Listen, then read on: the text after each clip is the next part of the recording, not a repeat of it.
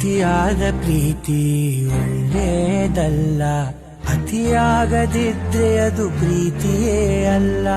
ನನ್ನ ದೃಷ್ಟಿ ಬಿಟ್ಟು ಬೇರೆ ತಾಕಲ್ಲ, ಆ ಅಂದ ಬಿಡಿಸೋಕೆ ಸೃಷ್ಟಿ ಸಾಲಲ್ಲ. ನನ್ನ ಬಡಿದವನು ನಾನು ಪ್ರೀತಿ ಮಾಡೋದು ನೀ ಕೇಳು ಯಾವಾಗ. ಎದೆ ಮೇಲೆ ಕೈ ಇಟ್ಟು ನಾ ಕೇಳಿದಾಗ, ನಿನಗೆಂದೆ ಬಡಿದಾಗ,